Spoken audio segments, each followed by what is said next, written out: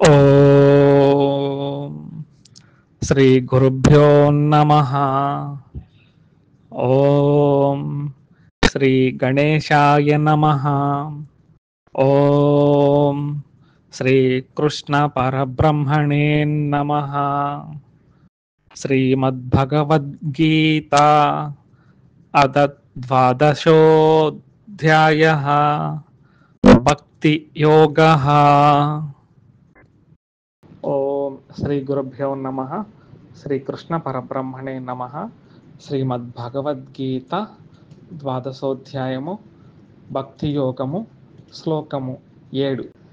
తేషామహం సముద్ధర్త మృత్యు సంసార సాగరాత్ భవామి నచిరాత్ పార్థ మయ్యావేసిత చేతసాం. భవామి నచిరాత్ పార్థాలో పార్థాన్ని ముందు పెట్టుకుంటే, ఓ అర్జున, తేషాం అహం సముద్ధర్త. అహం అంటే నేను, భగవంతుడు వారు చెప్తున్నారు. తేషాం ఎవరిని? ఇంతకుముందు ఎవరైతే విశ్వరూప రూపంగా, ఎవరైతే సగుణ భక్తితో అనన్య రూపముతో ఉపాసిస్తూ ఉంటారో వారిని అన్నమాట.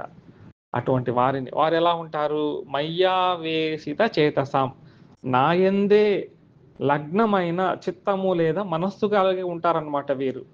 అంటే ఓ అర్జున, ఇంతకు ముందు చెప్పినట్టుగా ఎవరైతే ఈ విధంగా నాయందే మనస్సు లగ్నము చేసి ఉంటారో, అహం నేను, వారిని ఏం చేస్తారంటే నచిరాత్, త్వరగా, శీఘ్రముగా, ఎటువంటి ఆలస్యము లేదు. ఎక్కడి నుంచి? మృత్యు సంసార సాగరాత్, మృత్యు రూప సంసార సాగరము నుండి, సముద్ధర్త ఉద్ధరించువాడను, భవామి నేనే అవుతున్నాను. చక్కటి వాగ్దానం అండి, చాలా చక్కటి వాగ్దానము. ఓ అర్జున, ఎవరైతే మనస్సును నా యందే లగ్నము చేసి ఉంటారో అటువంటి వారిని నేను శీఘ్రముగా మృత్యు సంసార సాగరం నుండి ఉద్ధరిస్తాను. ఇంతకుముందు సంసారము అంటే చెప్పుకున్నాము, రాగము, మోహము, శోకము, ఈ మూడింటిని కలిపి సంసారం అనుకున్నాము. ఇవే అనేక జన్మలకు కారణమవుతున్నాయని చెప్పుకున్నాం. వీటి నుంచి ఉద్ధరిస్తారు. ఎప్పుడు ఉద్ధరిస్తారు? చాలా త్వరితగతిగా ఉద్ధరిస్తారనమాట. శ్రీ గురుభ్యో నమః.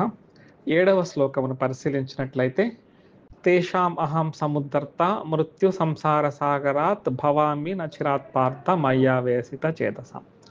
పార్థ, ఓ పార్థ, తేషాం అటువంటి, ఎటువంటి? ఇంతకు ముందు శ్లోకంలో చెప్పినటువంటి లక్షణములు కలవారిని. అంటే ఎలా ఉంటారు వారు? మయి ఆవేశిత చేతసాం అంటే నాయందే చిత్తము లగ్నమైన వారికి, వీరిని నేను నచిరాత్ శీఘ్రముగా, మృత్యు సంసార సాగరాత్ మృత్యు రూపమైన సంసార సాగరము నుండి, సముద్ధర్తా భవామి నేను ఉద్ధరించదను అనేసి భగవానుల వారు చెప్తున్నారు. ఇక్కడ ఓ అర్జున, మయ్యావేసిత చేతసాం, ఇటువంటి లక్షణముల కలవారిని నేను శీఘ్రంగా మృత్యు సంసార రూపం నుంచి నేను ఉద్ధరిస్తానని చెప్తున్నారు. ఇక్కడ 2 పదాలు మనము జాగ్రత్తగా పరిశీలించాలి. ఏమిటంటే, అక్షరోపాసన చేసేటప్పుడు ఒక మాట అని చెప్పున్నారు, సంనియమ్యేంద్రియ గ్రామం సర్వత్ర సమబుద్ధయ అన్నప్పుడు దాని క్రింద తే ప్రాప్నువంతి మామేవ అనేసి చెప్పున్నారు. తే ప్రాప్నువంతి మామేవ, వారు నన్ను పొందుతారు అన్నారు 4వ శ్లోకంలో. 7వ శ్లోకంలో తేషాం అహం సముద్ధర్త అని ఉన్నారు. ఈ యొక్క తేడాను చక్కగా గమనించాలన్నమాట. అంటే విశ్వరూప ఉపాసన మీరు చక్కగా చేయండి, ఎటువంటి ఇబ్బంది లేదు. విశ్వరూప ఉపాసన మీరు చక్కగా చేసినట్లయితే మిమ్మల్ని ఊర్ధ్వస్థితిలోకి, అంటే ప్రస్తుతం 4వ స్థాయిలో ఉన్నారు కదా, 5వ స్థాయిలోకి తీసుకు వెళ్ళేది నేనే, అది నా మీద వదిలేయండి అనేసి భగవానుల వారు చెప్తున్నారనమాట. అంటే సగుణ రూప ఉపాసన ద్వారా మాత్రమే మోక్షము రాదు, ఖచ్చితంగా నిర్గుణోపాసనకు వెళ్ళాలన్నమాట.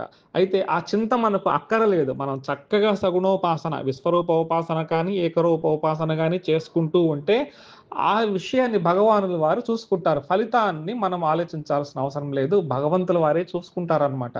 ఈ విషయాన్ని చక్కగా 10వ అధ్యాయము 9-10 శ్లోకాల్లో గమనించినట్లయితే, మచ్చిత్తా మద్గతః ప్రాణాః బోధయంతః పరస్పరం కథయంతశ్చ మాం నిత్యం తుష్యంతి చ రమంతి చ అని 9వ శ్లోకంలోను, తేషాం సతతయుక్తానాం భజతాం ప్రీతిపూర్వకం.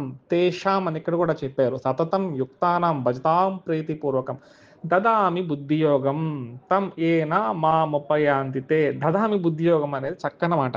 కాబట్టి మనం ఏ అవస్థలో ఉన్నప్పటికీ, సగుణ రూపంలో ఉన్నప్పటికీ, నిర్గుణ రూపంలో ఉన్నప్పటికీ కూడా మనం చేయవలసినది చక్కగా చేయాలి.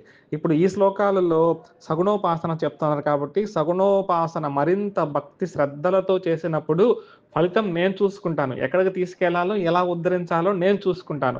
కానీ ఈ ఉద్ధరణ అనేది నిదానంగా ఉండదు. భవామి నచిరాత్ పార్థ, నేను త్వరగా నేనే చేస్తాను అనేసి చాలా అద్భుతమైన వాగ్దానాలను భగవంతుల వారు ఎన్నో సందర్భాలలో ఇచ్చారు. ఇక్కడ కూడా చక్కగా ఇస్తున్నారనమాట. అందుకు మనం భగవద్గీతని పదము పదము, అక్షరం అక్షరము అర్థాన్ని తెలుసుకున్నట్లయితే ముందు శ్లోకాలలో ఏమి చెప్పబడింది, తర్వాత శ్లోకాలలో ఏమి చెప్పబడింది అనే విషయాన్ని చక్కగా మనము తెలుసుకున్న వారం అవుతాం అన్నమాట. మనకు వేదాంత పంచదశి అనేసి ఒక చక్కని గ్రంథం ఉంది. స్వామి శ్రీ విద్యారణ్య స్వాముల వారు ఇవ్వడం జరిగిందనమాట. అందులో ఒక శ్లోకం చాలా బాగుంటుందన్నమాట. నద్యాం కీట ఇవ ఆవర్తాత్ ఆవర్తాంతరమాసుతే వ్రజంతో జన్మనో జన్మ లభంతే నైవ నిర్వృత్తిం అని చెప్పారనమాట. అద్భుతమైన శ్లోకం అనమాట. వేదాంత పంచదశి గ్రంథమే అద్వైతంలో అద్భుతమైన గ్రంథం అనమాట. ఇక్కడ ఏం చెప్తున్నారంటే, నద్యాం నదిలో ఒక సుడిగుండము నుండి మరొక సుడిగుండంలోకి, ఆవర్తాత్ ఆవర్తనాంతరం అంటే ఒక సుడిగుండంలో నుంచి ఇంకో సుడిగుండంలోకి, అంటే ఒక నదిలో సుడిగుండాలు ఉన్నాయి. ఈ సుడిగుండాలలో ఒక కీటకం ఉందంట. ఈ కీటకం ఏమవుతుందంటే ఆ అసువ్రజంత అంటే దొల్లినట్లు, అంటే ఒక దాంట్లో నుంచి ఇంకో దాంట్లోకి వెళ్ళినట్టుగా జీవులు ఏమవుతూ ఉన్నారంటే ఈ సుడిగుండాల లాంటి జన్మలు, ఒక జన్మ నుంచి మరొక జన్మకి జన్మ పోతూ ఉంటారు, వస్తూ ఉంటారనమాట. అంతేకాని నివృత్తిం నయేవ లభంతి, ఎప్పటికి కూడా ఇందులోంచి బయటికి రావాలని ఎవ్వరు కూడా అనుకోరు అనేసి చెప్తూ ఉన్నారనమాట విద్యారణ్య స్వాముల వారు. అలా ఉన్నప్పుడు మనం ఏమి చేయాలి?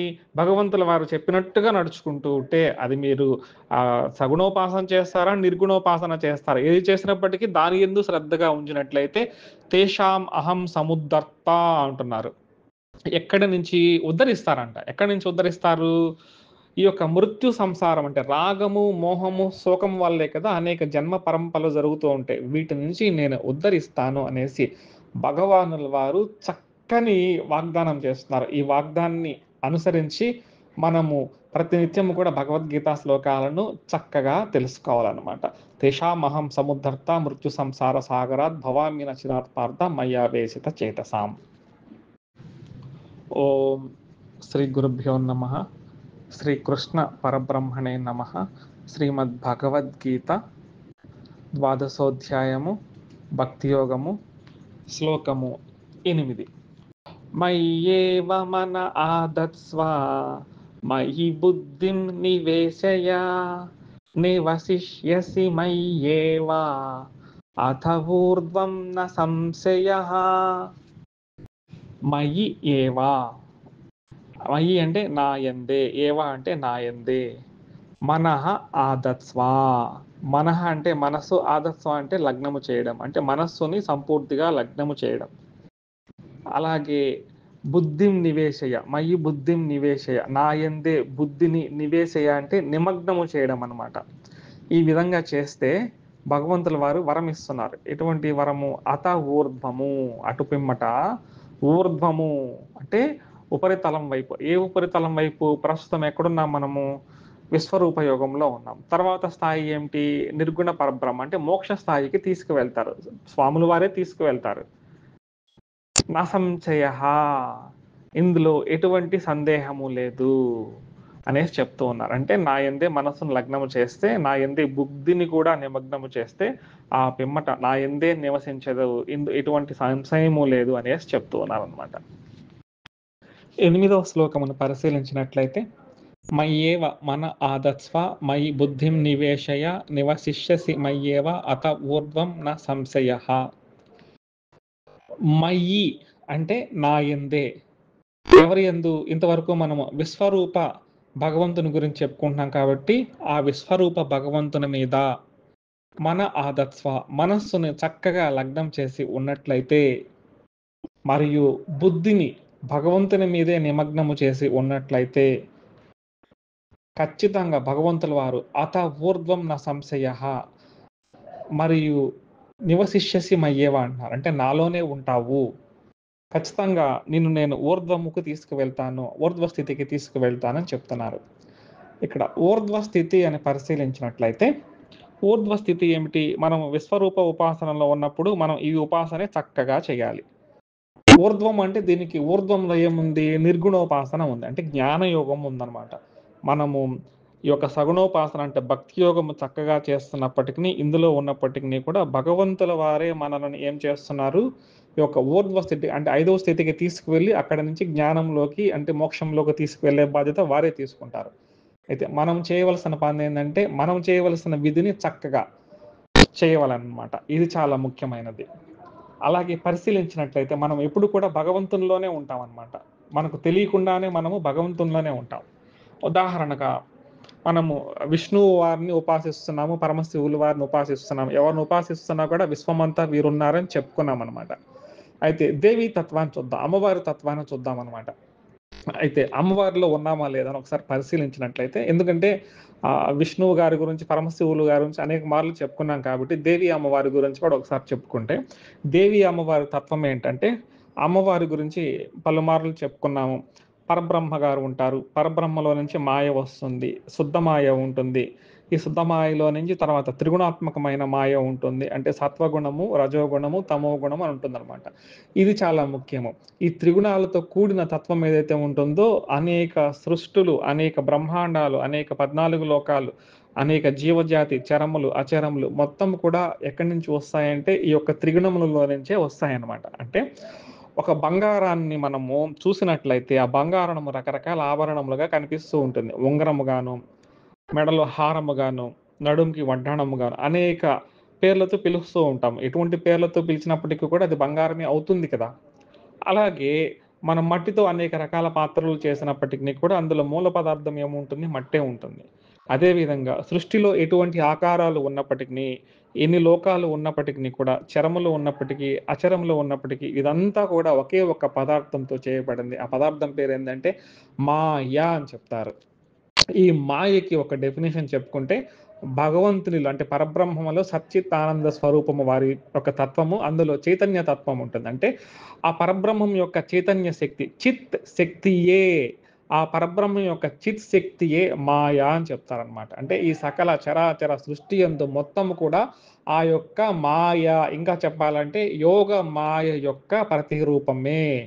అంటే ఒక సముద్రంలో ఉండే మొత్తం నీరంతా కూడా నీటి బిందువుల యొక్క సముదాయమే అన్నట్టు ఈ సృష్టిలో ఉన్న ప్రతి అణువు కూడా ఆ యొక్క యోగమాయ అనగా ఆ యొక్క అమ్మవారి తత్వమే అనమాట. ఇప్పుడు మనం సాధారణంగా సినిమాలలో చూస్తూ ఉంటాము. కొన్ని కథలలో వింటూ ఉంటాము. అమ్మవారు త్రిమూర్తులను సృష్టించారు. బ్రహ్మగారిని, విష్ణువు గారిని, పరమశివులు వారిని సృష్టించారని చెప్తూ ఉంటాం కదా! ఇదే విధంగా అర్థం చేసుకుంటే మనకు అర్థమవుతుంది. త్రిగుణములకు మూలము ఎవరు? అమ్మవారనమాట. మాయా స్వరూపిణి. ఇప్పుడు త్రిగుణములలో ఒక తత్వం ఏంటి? రజోగుణము. రజోగుణములో నుంచి చతుర్ముఖ బ్రహ్మగారు వచ్చి సృష్టించారు. ఇందులో నుంచి ఒక గుణమే సత్వగుణము. ఎవరు? విష్ణువు గారు పాలిస్తూ ఉన్నారు. ఇందులో ఒక గుణము తమో గుణము. పరమశివులు వారు లయం చేస్తూ ఉంటారు. అంటే సృష్టి, స్థితి, లయలు ఎవరైతే చేస్తూ ఉన్నారో ఈ త్రిమూర్తులు కూడా ఎందులో భాగము? ఈ మాయలోని భాగమే అనమాట. అంటే ఈ యొక్క త్రిగుణాలలోని భాగమే అనమాట. ఈ విషయాన్ని చక్కగా అర్థం చేసుకుంటే మనకు ఈ త్రిమూర్తి తత్వం కూడా అర్థమవుతూ ఉంటుందనమాట. అందులో నుంచి మిగతా సృష్టి అంతా వస్తూ ఉంటుందనమాట. అలాగే మన ఊరిలో గ్రామ దేవతలను మనం పూజిస్తూ ఉంటాము. నూకాలమ్మ అనేసి అమ్మవారు, చెంగాళమ్మ అనేసి రకరకాల మనము ఒక్కొక్క ఊర్లో ఒక్కొక్క గ్రామ దేవత ఉంటారనమాట. వీరందరూ కూడా ఈ యొక్క యోగమాయ ఏదైతే ఉంటుందో ఈమె యొక్క అవతారములే, ఈమె యొక్క స్థితులే. అంటే స్త్రీ దేవతలుగా ఏదైతే మనం కొలుచుకుంటూ ఉంటామో పార్వతి అమ్మగారు కావచ్చు, సరస్వతి అమ్మగారు కావచ్చు, లక్ష్మీ అమ్మగారు కావచ్చు, కాళీ అమ్మవారు, చండీ అమ్మవారు ఏ పేర్లు పెట్టుకున్న అంతా కూడా వీరి స్వరూపమే అనమాట. భాగవతంలో ముగ్గురు అమ్మల మూలపుటమ్మ అని ఉంది గదా! ముగ్గురు అమ్మల మూలపుటమ్మే గాదు. ముగ్గురు అయ్యల మూలపుటమ్మ గూడా ఈ మాయగారే అనమాట. అంటే మనము చూసినట్లు ఈ సృష్టి అంతా కూడా ఎలా ఉందంటే అమ్మగారి ఈ దేవి యొక్క తత్వంలోనే ఉందనమాట. ఇప్పుడు బాగా పరిశీలించినట్టయితే మన శరీరము కూడా ఆ దేవీ తత్వములోని ఒక్క భాగమే గదా! బాగా ఆలోచించినట్లయితే సృష్టంతా దేవీ తత్వం ఉన్నప్పుడు, అనేక బ్రహ్మాండాలు ఉన్నప్పుడు, అనేక బ్రహ్మాండాలలో ఒక భూమి, అందులో మనం ఉండే ఒక ప్రదేశం, అందులో మనం ఉన్నాం కదా! అంటే మన శరీరము కూడా ఎక్కడ ఉంటుంది? అమ్మవారిలోనే మనము అంతర్భూతముగా అయి ఉన్నామనమాట. ఈ అంతర్భూతంగా అయి ఉన్నప్పుడు మనం ఏకరూపంలో ఉన్నట్టా? విశ్వరూపంలో ఉన్నట్టా? కాబట్టి విశ్వరూపంలో ఉన్నట్టనమాట. అంటే ఈ సరాచర జగత్తు ఏదైతే ఉంటుందో మనము అమ్మవారిని విశ్వరూపంగా భావన చేస్తూ ఉంటాము. ఆ విశ్వరూపంలో నేను కూడా ఉన్నాను అమ్మవారు అనేసి మనం సమర్పించుకుంటాము. ఎప్పుడైతే సమర్పించుకుంటామో మనకు భగవద్గీతలో చెప్పినట్టు భగవంతుల వారు త్వరగా మనల్ని ఊర్ధ్వ స్థితిలోకి తీసుకెళ్తారనమాట. ఇది చక్కగా గుర్తుపెట్టుకోవాలి. ఈ విధంగా మనము ఈ శ్లోకాలన్నిటిని కలిపి చదువుకోవాలనమాట. ఏ శ్లోకాలు 6వ శ్లోకము, 7వ శ్లోకము, 8వ శ్లోకము ఈ మూడింటిని కలిపి చదువుకుంటే ఈ విశ్వరూప యోగ సాధన వల్ల ఎటువంటి ఫలితం లభిస్తుంది? ఏ విధంగా మనం ముందుకు పోవచ్చు? భగవానులు వారు ఏ విధంగా ముందుకు తీసుకువెళ్తారని మనం చక్కగా తెలుసుకోవచ్చు. అయితే ఒకవేళ విశ్వరూప సాధన కూడా చేయలేకపోతే పరిస్థితేమిటి? అందుకు భగవానుల వారు ఇంకా స్థాయి దిగి వచ్చి, "ఏం పర్లేదు. నువ్వు ఇది కూడా చేయలేకపోతే తర్వాత ఏం చేయాలో నేను చెప్తాను. అది కూడా నేనే చూసుకుంటాననేసి" ఒక మార్గాన్ని తర్వాత చూపిస్తూ ఉన్నారు. ఆ మార్గం ఏంటి అనేది తర్వాత శ్లోకాలలో చూద్దాం. చూడండి భగవంతుల వారికి ఎంత ప్రేమో మన మీద. మనం ఒక్కసారి భగవంతుల వారికి సర్వము సమర్పించడం మొదలుపెడితే, భగవంతుల వారే లక్ష్యంగా మనం జీవించడం మొదలుపెడితే అన్నీ వారే చూసుకుంటాడు అనడానికి మనకు భక్తి యోగమే ఉదాహరణ అనమాట. తర్వాత నాలుగో స్థాయి గూడా నీకు కుదరలేకపోతే బాబు నువ్వేమి భయపడొద్దు. మూడో స్థాయి ఒకటుంది. ఆ మూడో స్థాయి ఏంటో కూడా చెప్తానని చెప్తున్నారు.